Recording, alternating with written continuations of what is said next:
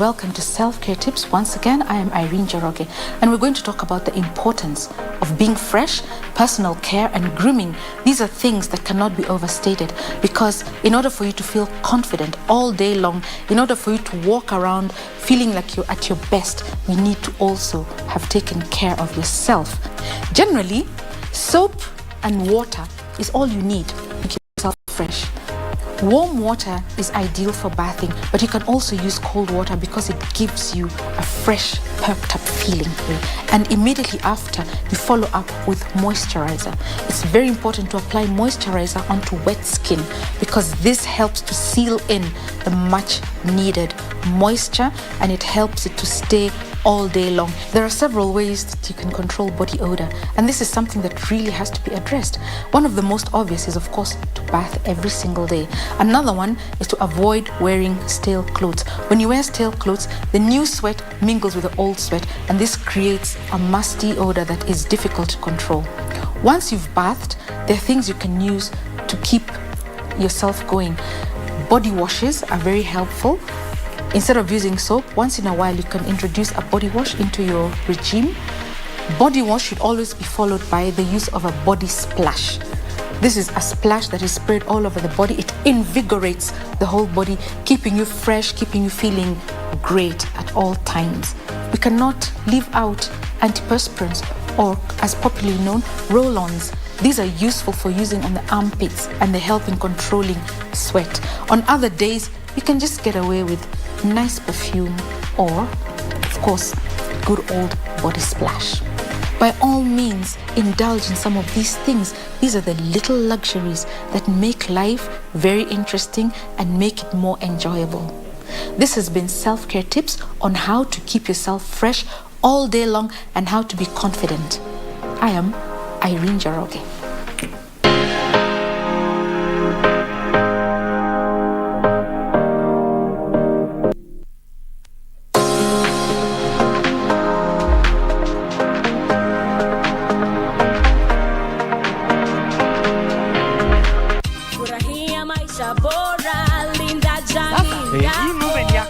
Asante. Hii ng'ombe itatoa maziwa mengi kabisa. Sasa shida ya school fees imeisha tena. Chukua hii. Hebu nikuulize, hii maneno nasikia ya bima ya elimu inaweza kuonekana mtu anachukua. Process ya kuchukua insurance cover yote ni rahisi. Hata niko na cover ya gari yangu. Kwanza unajaza proposal form kama hii na uijaze wewe mwenyewe. Na kama haujui kusoma, uijaze na mtu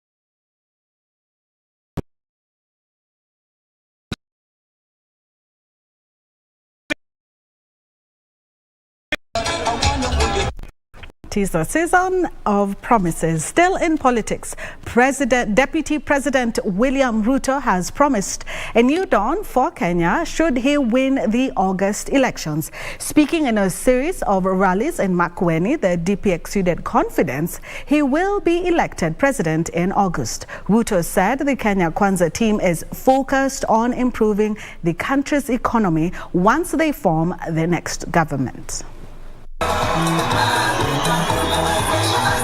The Deputy President led his Kenya Kwanza team on Thursday in a series of meetings in Makueni County.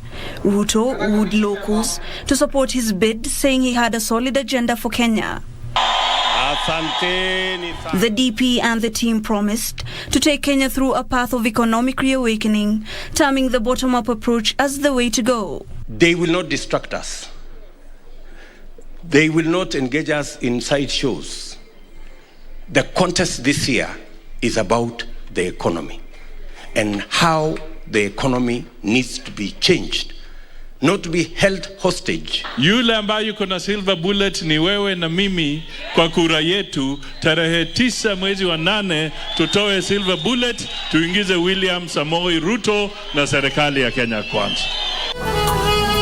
Earlier in the day, the Deputy President met officials from the European Union where he promised to scale up the war against corruption. We are very strong believers that government is not just those who win. It is also those who keep government in check. That's what constitutes a working government.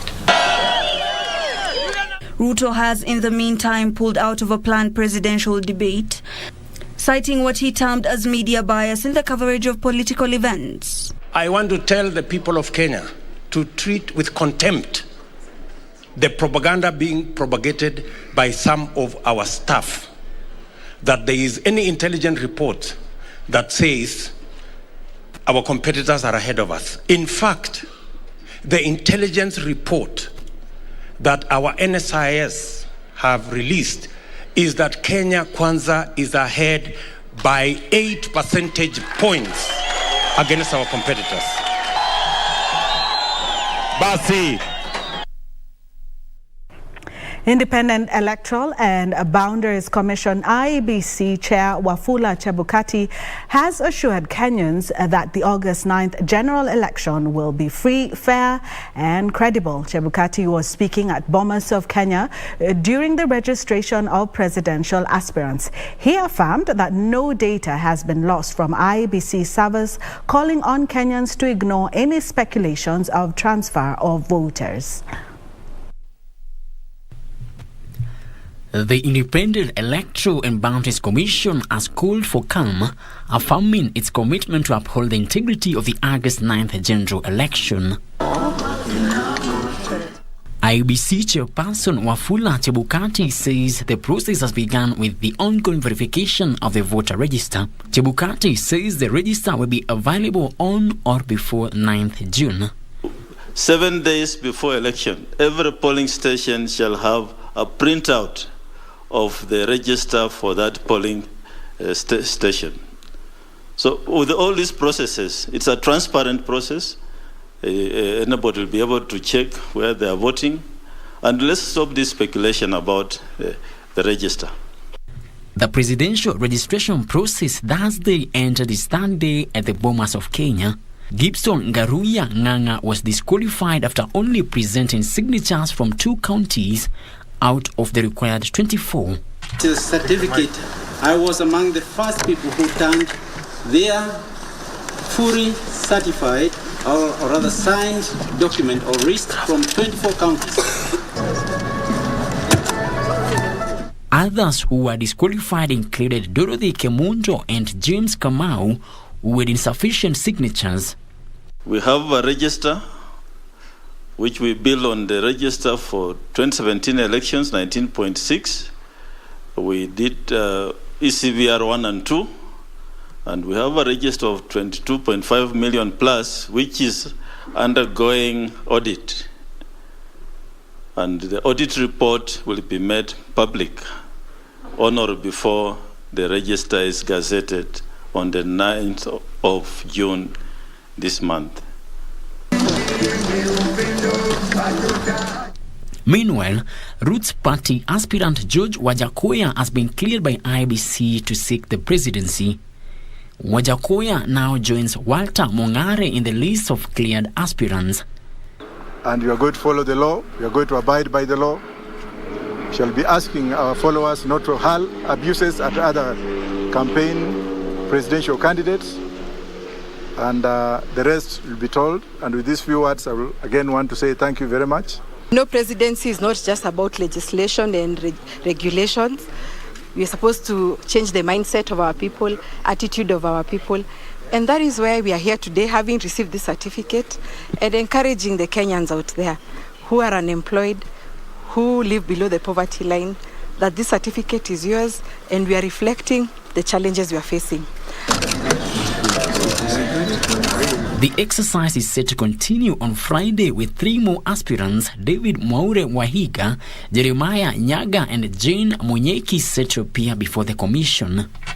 As the number of presidential aspirants continues to narrow down, IEBC Chair Wafula Chebukati has assured Kenyans of a free, fair and credible election come August the 9th. This is despite speculations of illegal transfer of voters by the commission.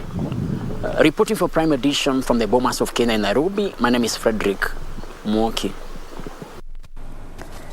Women leaders have faulted the Independent Electoral and Boundaries Commission on the mandatory sharing of their campaign schedules, saying it is likely to expose them to gender-based violence. The women leaders say the information might be used by their political rivals to trill them owing to their vulnerability.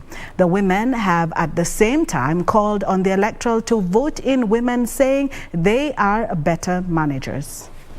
Run with God's help and win. Amen. Women candidates vying for different elective positions in the country have received a boost after receiving campaign merchandise from Eco Network, Democracy Trust Fund and UN Women. These are women whom we have worked with for a long time, training them and encouraging them to offer themselves.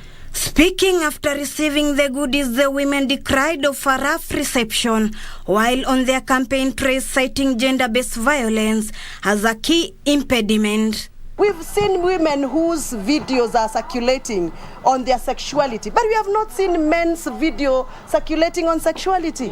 Kwa mfano kuna wanawake wa kutosha bungeni kuangazia masala ya watoto kukosa lishe bora, kukosa nafasi ya kunyonyeshwa na mama zao wakiwa katika kazini. The women argue that 2/3 gender role principle will only be realized if there is political goodwill from all spheres. It's not done yet. There are so many things that we can do together with women. The challenges I face in the ground is because sometimes people are thinking people with disabilities do not make it. They think that we do not deliver. At the same time, the women have called on the CS Ministry of Interior, Dr. Fred Matiang'i, to provide security for women and protect them from hooliganism. Ruth Wamboi for Prime Edition. Parliament has adopted amendment to House Standing Order number 20 seeking to protect House leadership and committee chairs from abrupt and unprocedural removal from office by political parties or party leaders. In what appears to be a move to cure recent de-whipping of some rebel House leadership, MPs lawmakers say the move will enhance the independence of the House and further streamline parliamentary business.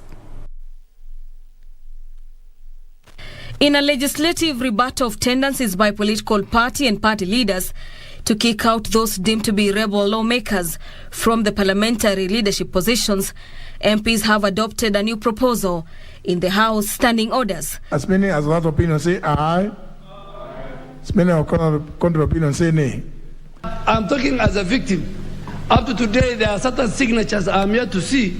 But of course, when my book comes out, Mr. Speaker, I'm talking about that period. People will say, but we must protect the future leaders. It might not be me, it might be somebody else, but a due process in law that even the Speaker Even how we submit the list to the Speaker, the minutes, the signatures must be documented in our standing order. I support. The removal, for instance, of the Honorable Aden Duale as leader of majority was extremely unprocedural. There was no party caucus that sat anywhere, not a parliamentary group meeting, not any party organ, Honorable Speaker, that sat to even listen to accusations against the Honorable Duale. And he served diligently.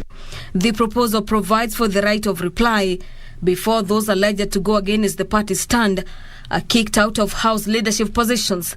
The proposal by Garissa Township Member of Parliament Aden Duale to amend Standing Orders number 20 provides for appearance before a disciplinary party caucus, presentation of minutes and signatures for removal before the whipping of those in the House and committee leadership.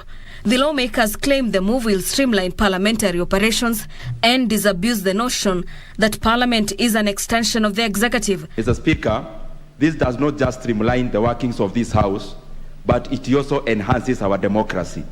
Democracy is an institution, Mr. Speaker, other than democracy that is based on the whims of party leaders, Mr. Speaker. I support because, Mr. Speaker, this diminishes the politics of hero worshipping and personality cults, and especially of party leaders. MPs have also increased public appointment approval period from 14 to 21 days to ensure scrutiny of those appointed to public offices. The proposals stem from ejections by Jubilee and ODM MPs from the Plum House Committee positions in what was termed as party realignments. Let's take a break, but when we come back, Young and Industrious with more business stories for you.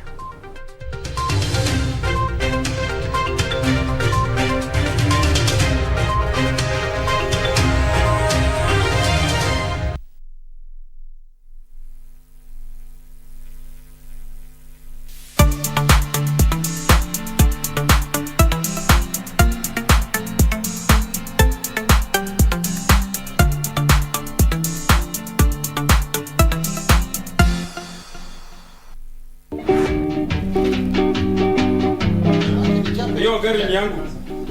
Gari ni yangu. Gari ni ya mdosi wangu. Mimi ndio niliangusha gari. Sasa ni maswali gani unaniuliza? Mimi ni tanipoi wako. Hapana. Very good. Wewe kwa nini unaendesha gari bila license? Wewe ni traffic. Wewe ni traffic. Na kuuliza wewe ni traffic. Hakuna kusaidia, mlisaidia. Kwanza kitu inaniuma ni ati mtu anaenda kukufa, mnachukua pesa yake na simu. Mnataka huko aende aongee na ancestors na pesa gani? Na simu gani? Wewe lori yako ilianguka. Mimi sina lori. Na nakuuliza chakula kuna mahali uliletewa kwa nyumba yako? Hakuna, si ndio? Then walk out. Mzee, umeeleza mahakama ulipata kama lori imepinduka, si ni kweli? Ndio babu. Mimi papu yako. Mimi papu yako. Sasa wewe mzee, wewe na huyu nani mzee? Our arts and entertainment industry has evolved over the years. It is at such times that our destinies are written. Will we rise up in courage or die in cowardice? Who are the movers and shakers in film and theatre? Get trendy as we review locally produced films and stage drama every Wednesday at 9 p.m. on Cinemas and Theatre. Brought to you by the Kenya Film Commission. Film Kenya. Capture Africa.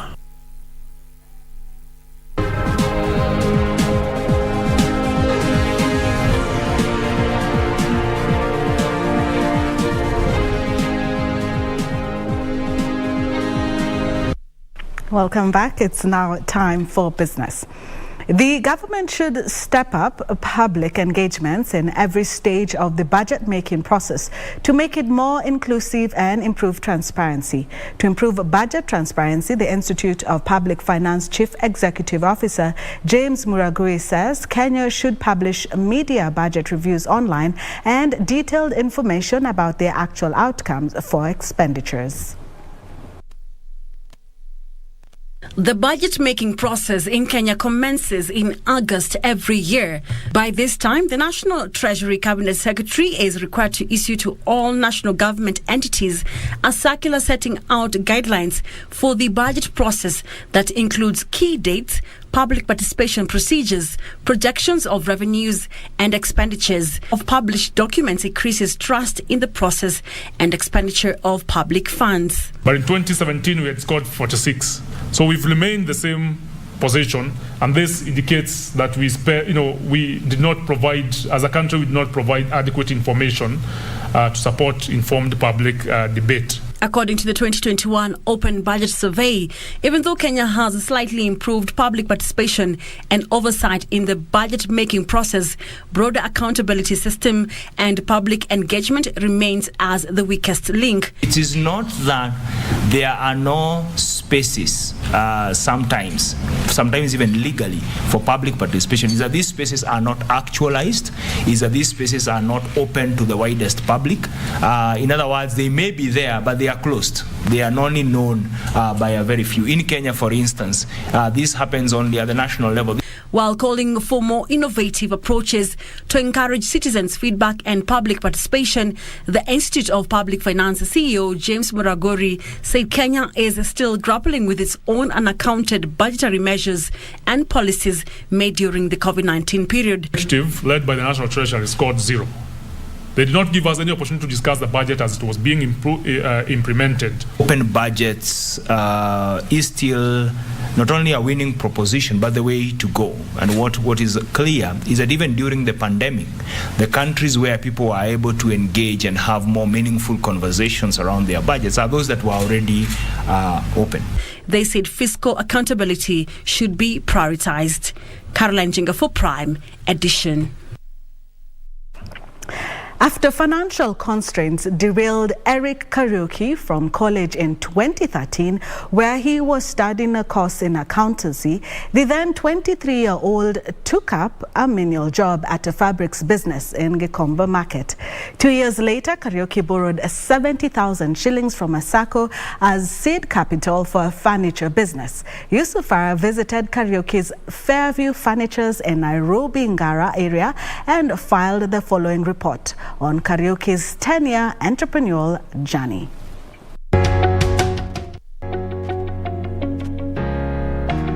Fairview Furnitures in Ngara, Nairobi. And these 24 beds. This showroom plays host to the business enterprise owned by 33-year-old Eric Kariuki. Inside, he shows me a variety of the products the business churns out to the market. Just a few design. Kariuki's journey to this present enterprise kicked off in 2015 when he secured a 70,000 shilling loan from a sacco. At the time, he had set up shop in Desai Road. Business was booming. In April 2020, tragedy struck, forcing him out of the business for a while. When you're into business, haukosangi maadui, kuna watu hawatafurahia wakiona una make it in life. So what they did, there was a sabotage. Nilikuja nikachomewa my furniture. Kila kitu yangu ilichomeka, and I had so many orders za clients, so I had to pay them back. Ile mna agree na customer, give me a certain duration of time nifanye hizi vitu zako nikutengenezee tena. When he reorganized himself and was back on his feet again, he opted for a new business location. Hapa ndio nilikuja nikaanza nikafungua showroom. Nikasema sasa, cause I have clients wa high end, so hata wakikuja hapa hivi wataona kuna mahali decent, mahali pazuri, wanaweza kuja waone vitu zao ama waone vitu zenye huwa ninatengeneza. The move to this location in September 2020 was a blessing in disguise. Business took an upward trajectory. Not far from his office is the workshop where his employees are immersed in their art, trying to beat deadlines of orders. Kariuki is a hands-on boss. He has, however, had to deal with a few challenges in his entrepreneurial endeavor. To get a financial, it's very hard as a young person, because unajua sasa most of the banks wanataka kuona uko na nini. So kama hauna title mahali, hauna logbook mahali, access a business loan inakuwa very hard. It has been very hard to get those fundis that you may trust. Hata kama hauko unajua kazi inaendelea. So unapata you must be there because si watu wote wanajituma. Maybe client alikuja akachagua a certain fabric, umeenda ukapata haiko. So before now you convince that client to take a different fabric or a different texture or a color, inakuwa very hard, and sometimes unapata umelose hiyo biashara juu ya kitu kidogo. Resilience coupled with passion for client satisfaction propelled the young man's dream this far. Thanks to Kariuki's idea, his 7 employees are comfortably fending for their families at Fairview Furnitures. At least I went back to school, nimeweza kulipa shule. I'm in the process ya kumalizia shule. Nimeweza kukimu at least for my sister, my family. Nimekuwa nikifanya upkeep through hii business, so imekuwa very helpful kwangu. Mali naishi, najilipia rent kulingana na hii kazi tunafanya ya furniture, chakula, mimi ndo najitegemea kulingana na hii kazi yangu ya furniture. I'm able to educate my children through this job. Tunaishi through this job. What is the vision for Fairview Furnitures? Naona mtanipata nikiwa na showroom kubwa yenye ina showcase kila kitu, ile ya pick and go. Haitakuwa ati anangoja juu hakuna space ya kushowcase zile vitu ama hakuna vitu za kununua za pick and go. So na hizo zote zitakuwa locally made. Cause nalilia vijana. Fairview Furnitures has been able to employ 7 pairs of hands to help with the smooth run of the business, but the young entrepreneur is not quite done yet. He hopes as the business continues to make strides, he will be able to employ more youth and in his own little way fix the youth unemployment rate in the country. Yusufar reporting for Young in Industries from Gara, Nairobi County.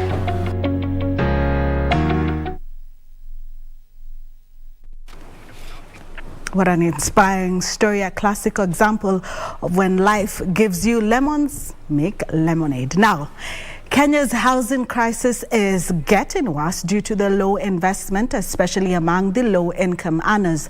Habitat for Humanity says the situation is compounded by the growing rural-urban migration, where close to 50% of Kenyans live in urban areas. Habitat says it will partner with the private and public sector to help in the construction of affordable houses, especially targeting vulnerable groups.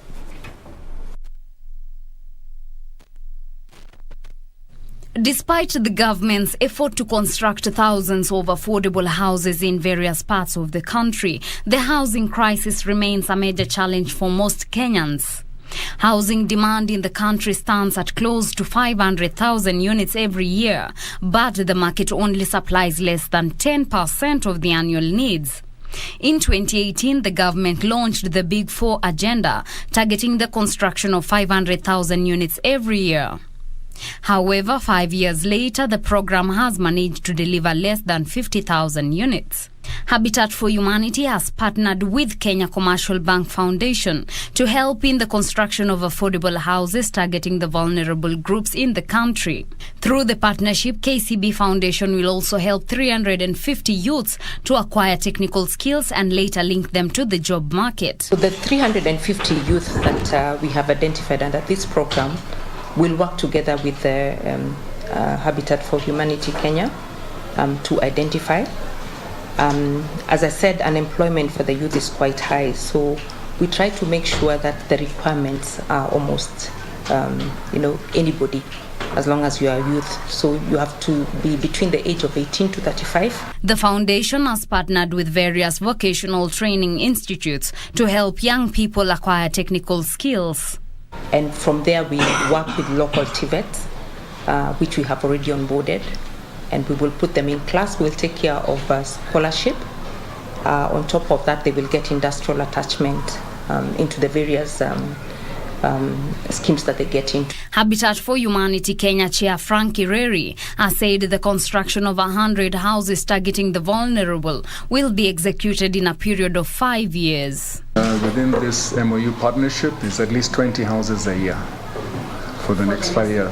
Yeah, the next 5 years. Organizations continue to ink partnership in an aim to curb unemployment rate and give back to the vulnerable in the society. For Prime Edition, I am Teresa Mutai. An electronic manufacturer is urging content creators to embrace upskilling and certification to sharpen their skills. An appeal to global digital content needs. Canon Marketing Director Amin Judah says the world shifts from DSLR to mirrorless cameras. Matching the right IT equipment with user needs is essential for optimum results. And the beginning, really, of the R Tour launch. There we have it. A round of applause. Kenya is among the fastest growing markets for content creators, with over 400 Kenyan YouTube channels having over 100,000 subscribers each, with a 60% increase in content creators earning over 1 million shillings on such platforms within the last year. According to IT product developer Canon, the content share does not necessarily match up to their counterparts in developed countries. Whether you are producing a very specific high-end product like food or interior design or studio, as well as if you are just an amateur who is producing a daily life routine or just something to be used in social media. It's because the market demands that and everybody is getting better. So because the competition there is higher, so that it makes them behave in that way. They say amateur content creators foraging into the trade buy equipment based on popularity instead of basing their decisions on their content needs. Amin says product developers should make their gadgets more user-friendly to appeal to the young generations who often resort to using mobile phones to create content. That content can be associated to a need which is already existing or it doesn't exist. But the only thing you will see an added value and a change in your routine, and that's where you feel that this device is made for me. For digital creators still new to the scene, the sector can be quite daunting. But product developers insist a study tool for success is good equipment. Hibak Saeed for Prime Edition.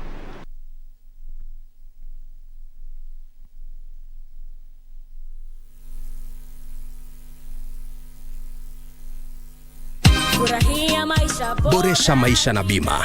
Kifo ni lazima, japo haitabiriki. Pata bima ya matanga ili kuepuka wasiwasi wa michango isiyo na maana unapompoteza mpendwa wako. Bima hii husimamia gharama zinazohusiana na matanga.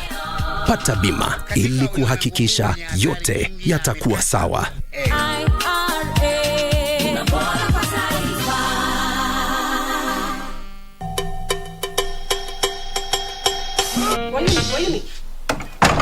Umeingiaje?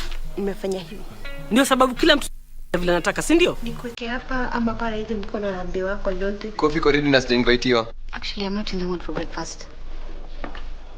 Babe, mbona umejam? Jonte, what do you really want with your life? Jina to change the topic manzi, inaanza kuwa serious sana. I made the wrong choice. Definitely. Anangoja kubonda mali ya babako. Amekwambia shida ni nini? No, but it makes it sound urgent. Well, it might be. So, tunataka sai? Tote.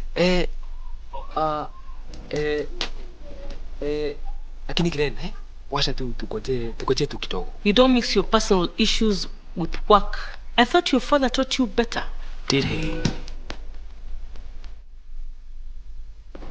Do you have a news story to share with KBC? Get in touch swiftly on email news@kbc.co.ke or call 0723-892-654 or 0734-780-124.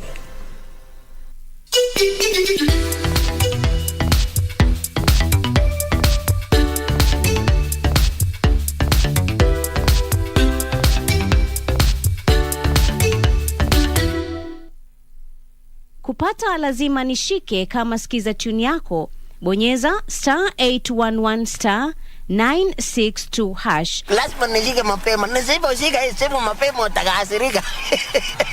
Unajua mimi nikiwa mtu ya marathon najua niko na experience kabisa. Niko na experience. If you don't hurry, you will not break the record. Okay, wacha nishike hii simu. Kupata lazima nishike, bonyeza *811 *962#.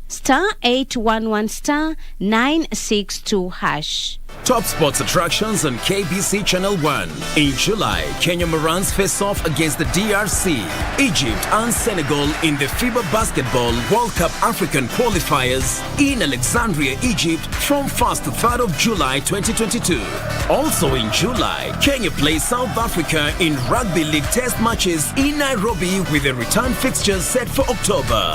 Still in July, watch the World Athletic Championships from 15th to 24th July live from Oregon, USA as Kenyan athletes seek glory. Followed by the 22nd Commonwealth Games from 28th July to 8th August live from Birmingham, England. In August, join our coverage of the World Athletics Under-20 Championships from the 1st to 6th of August 2022 from Cali, Colombia. Then in November, catch the World Half Marathon Championships on 13th November from Yangzhou, China. Now that's what sets us apart as KBC Channel 1, your true sports partner.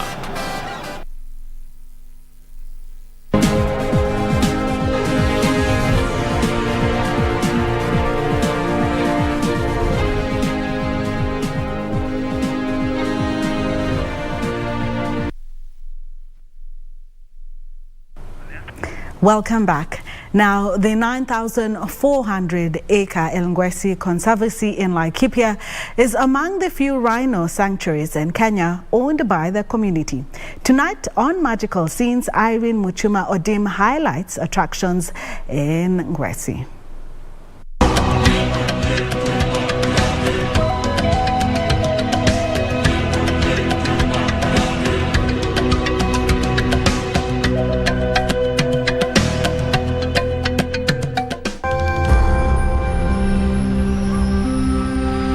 Welcome to Elngwesi Conservancy in Laikipia County. Elngwesi, meaning people of wildlife in the local dialect, is a home to, among other wildlife, the grizzly zebras, wild dog, as well as the white and black rhinos. A black rhino was recently reintroduced at the Conservancy, offering you one more reason to visit this destination.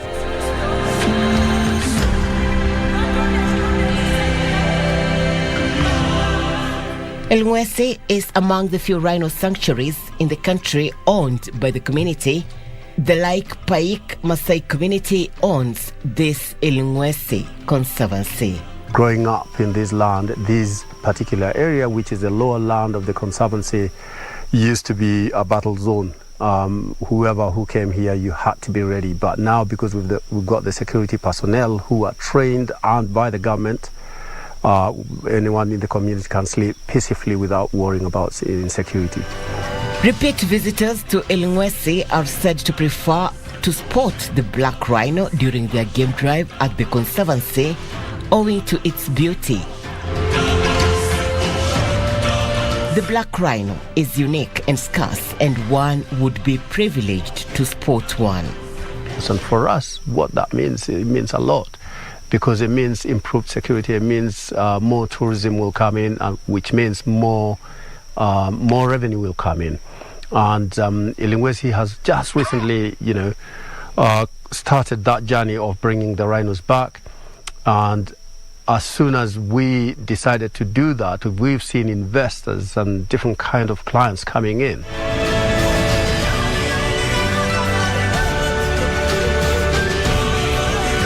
It's pretty hard to find wild dogs nowadays, and Elngwesi is one of the places that at least we report them once in a month. Birding is also an attraction. You would spot a number of migratory birds at the Conservancy.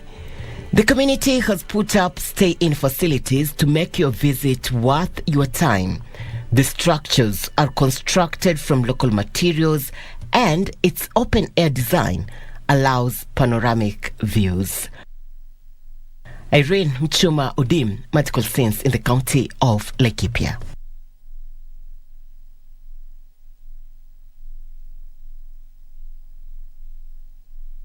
It is now possible for one to access a critical illness insurance cover that allows one to seek treatment at a facility of their choice locally or internationally.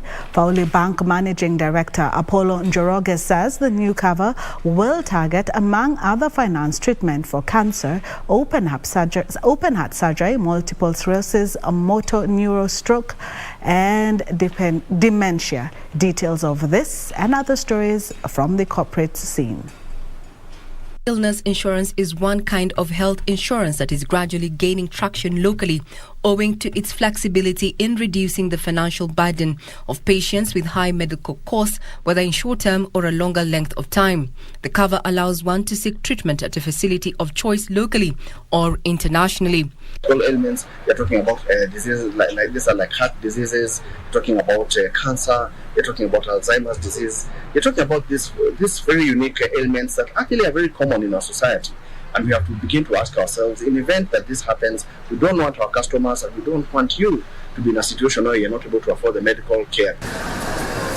Meanwhile, the government, in partnership with local apparel makers, has rolled out the Changamka Shopping Festival in Mombasa, offering coast residents an opportunity to buy export quality products at discounted rates. Manufacturers are urging EAC residents to buy more locally made products to grow the region's economies. Just support us all and let's all work together, shoulder to shoulder, and we'll see ourselves in the big four is part of the agenda. And we also hope the next government coming in, the fifth government, will also be making sure that cost of manufacturing is brought down. Elsewhere, Cooperative Bank of Kenya has scooped the East Africa's Regional Bank of the Year award at the African Banker Awards 2022 held in Ghana for overall excellence in banking in the region.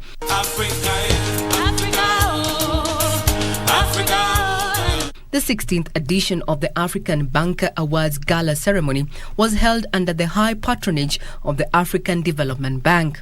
Over 300 banking and financial services professionals joined the gala ceremony to discover the winners of the African Banker Awards 2022. And the government has rolled out training of local producers on opportunities in the Democratic Republic of Congo in efforts to boost exports to the new EAC member that has a market of over 90 million people. The government is also addressing challenges faced by Kenyan producers exporting to the DRC market. If we enhance our efforts, then we'll be able again also to capture additional market share in the global markets. Finally, crop nutrition company Yara East Africa has embarked on a capacity building exercise targeting coffee farmers in Kiambu County to boost productivity. The training involves soil testing, best farming practice and use of appropriate fertilizer. Hiyo fertilizer ukipanga system vile wanakufunza hasa niseme ya kwamba kahawa inabadilika. 1, majani inabadilika. 2, ukida zaidi za begu berries zinakuwa strong, big, na bado zinakuwa napoiva haivi manusu. Regina Manyar reporting for Prime Edition. Kenya capsicum chili exports to Europe are expected to increase significantly this year after the EU certified Kenya's pest control efforts. The Kenya Plant Health Inspectorate Service says Kenya has contained the false coding moth pest and expects the EU to allow more consignments of capsicum and chili in the markets. Kenya capsicum and chili value chain players are asking the EU to lower the sampling rate of Kenya capsicum and chili consignments after successful containing the false codling moth pest in that part of the country, the world. So the good news is that at least we are not so much on the rates that we were. We are praying that we will see zero so that these quarantine challenges are faced out of us and then we are removed out of the radar where we have been seen as a non-compliant country. The Fresh Produce Consortium says interception of chili and capsicum consignment from Kenya have significantly reduced as Kenya seeks to gain a foothold in Europe. There will be more stringent inspection on your consignment. So I'm seeing reduced inspection. Following the good report from the EU. The Kenya Plant Health Inspectorate Service says the EU is satisfied with Kenyan efforts to control the pest. Our visit to EU, we demonstrated that the systems we have put in place have been able to reduce the number of FCM in capsicums from 16 to 4. And for that reason, the EU was able to conclude the audit query which they had. Talks between Kenya and Saudi Arabia about fresh produce exports are ongoing in a bid to reduce the number of agents handling Kenyan imports in the Gulf nation. Consignments to Saudi Arabia are handled by 3 agents, with exporters incurring up to $500 in additional cost per consignment. Because it's just a simple consignment, somebody could ask you for between $100 and $500 extra because of the agents, and because also agents must get their money and the agency fee. Benson Droba reporting for Prime Edition. Well, now time to change gear. It's now time for sports with Munga. Well, thank you very much, Cynthia and Nyamai, for that. And, well, I'm Richard Munga once again. And now let's get sports underway tonight. And top on the KBC Sports Update tonight, newly crowned African champions, that is Kenya Commercial Bank women's volleyball team, arrived back home today morning after their grand outing in Kelibia, that is in Tunisia. The Lionesses, who dominated the competition's awards, stunned record holders Al-Ahly by 3-1 to win the Continental Showpiece for the first time in 16 years. Kenya Commercial Bank women's volleyball team put up a brave fight to lift the Continental Trophy after humbling defending champions Al-Ahly of Egypt in a tough final. KCB Group CEO Paul Rosso said they are proud of the team and the bank will continue to support talented youth in different sports disciplines. The club won 6 out of the 7 matches at the 2-week championship, which featured 16 teams. Right attacker Sharon Chepchumba was named most valuable player. Mercy Moim scooped the best receiver accolade, while Edith Wissa was named the best blocker. I didn't have zile vitu zenye zilikuwa zinafaa for a professional player, and I'm very sure by now at least I know what it takes for me to be a professional player. Tunisia has given us a lot of courage because we have beaten all those teams that our rivals here in Kenya. We beat Kenya Prison at the quarterfinals, then we beat Pipeline at the semifinals. So that gives us the edge ahead of them. So we are optimistic that when the playoffs come, we are going to be number 1. The team will be back in action later this month for the 6th leg of the Kenya Volleyball Federation League. Now, meanwhile, over 1,000 runners are expected to take part in this year's edition of Nandi Road Race, which will be held on Sunday, July 3rd at the Nandi Forest, Nandi County. So far, 800 athletes, including 550 male and 250 female, have enlisted for the race. Meanwhile, the organizers of the race received a shot in the arm after betting firm Mozart Bet announced a 3 million shillings sponsorship of this year's edition. This year's Rediscovery Nandi Road Race 10-kilometer launch today has the primary objective of environmental conservation and restoration of the country's shrinking water towers and wetlands. A tree planting exercise will precede the race on Saturday, 2nd July. For the last almost 5 years, we have been doing around 7.2%. But I want to say that because of the efforts that the government of Kenya, through the Ministry of Environment and many stakeholders, we are now moving, I think we are about 8.8%. This event brings together all the tea estates in Nandi County for a stakeholders engagement, and the tree planting exercise drew an initiative themed Nandi Forest Cover Champions. Each of the participating athletes will be provided with 3 seedlings to plant as part of measures to mitigate climate change. Those people who started the first edition up to now, from that, we have actually seen so many talents being discovered. Mozart Bet also promised to continue supporting sports teams with equipment all over the country, with over 1,000 athletes expected to show interest in the event, with an intended increase in prize money from 80,000 shillings to 100,000 shillings if an increase in sponsorship is realized. It's also very good when we are supporting sports for a cause. And this time we are supporting sports for a cause, and the cause is conservation of the environment. The race will be flagged off from Nandi Forest. Oh, that's all the time we have for sports, but just an update. Dancy Kuta will captain the National 15's rugby team, that is Simbas, against South Africa's Leopards in the Currie Cup, first division encounter that will be held this coming Saturday. Well, I'm Richard Munga. Don't go too fast. Cynthia Nyamai is on the other side of the studio, of course, as she introduces the Narok Gubernatorial debate coming up in a few. Cynthia. Yes, these debates have been quite interesting, and today we take you all the way to Narok, where I do know Nancy Okwara is on the other side waiting for you. I just want to find out from my director if we can go live. Okay, that will come up later. They are talking to the candidates, but after the break, do not go anywhere. After the break, the debate starts. From me and the rest of the team, I do want to wish you a good night.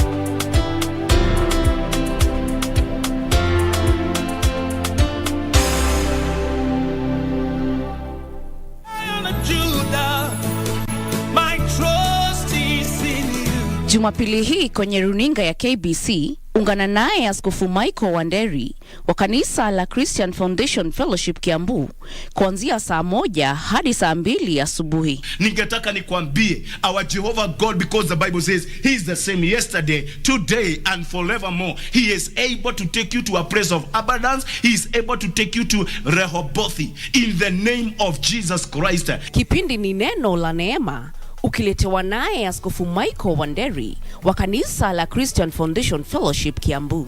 Usikose.